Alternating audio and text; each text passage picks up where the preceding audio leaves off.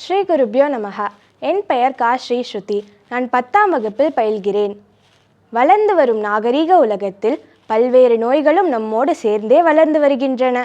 இந்நிலையில் நம் வாழ்க்கை முறையினை ஆரோக்கியமாக வைத்து கொள்ளாமல் நம்மால் நோய் தொற்றுகளிலிருந்து நம்மை பாதுகாத்து கொள்ள முடியாது.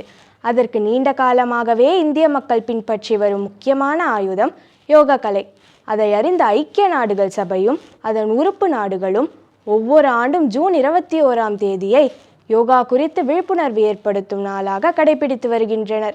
இன்று உலக யோகா தினம். இந்த யோகா தினத்தை முன்னிட்டு சில கருத்துக்களை கூற வந்துள்ளேன். 4500 ஆண்டுகளுக்கு முன் இந்தியாவில் தோன்றிய உடற்பயிற்சி தான் யோக கலை. உடம்பை வளர்த்தேன் உயிர் வளர்த்தேனே என்கிறார் திருமூலர். உயிர் நிலைத்திருக்க உடம்பு முக்கியம். அந்த உடம்பு நன்மையடைய யோக கலை முக்கியம். பதஞ்சலி என்பவர் யோக கலையினை முறையாக வகுத்து கொடுத்தவர் என்று கருதப்படுகிறது. இவரது யோக சூத்திரங்கள் இந்திய வேத தத்துவ தரிசனங்களில் ஒன்றாக அமைந்துள்ளது.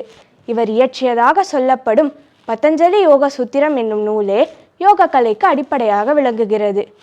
யோகா மனதையும் ஆன்மாவையும் புத்துணர்ச்சி அடைய செய்து பலப்படுத்துவதாகும்.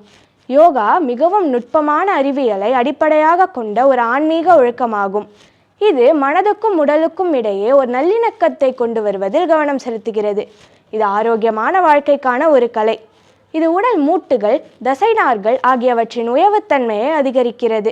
உடலுக்கு முழுமையான சீரமைப்பை வழங்கும் ஒரே உடல் செயல்பாடு யோகா என்று மருத்துவத்துறையில் ஆய்வுகள் தெரிவிக்கின்றனர். ஒட்டுமொத்த ஆரோக்கியத்தையும் உடல் ஆரோக்கியத்தையும் உறுதிப்படுத்த யோகா ஒரு சரியான கலையாகும். இது உலகிற்கு கிடைத்த ஒரு அரிய குடையாகும். எனவே நம் உடல் நலத்தை பேணி காக்க யோகா பயிற்சி மேற்கொள்வோம். ஆரோக்கியத்துடன் வாழ்வோம். நன்றி, வணக்கம்.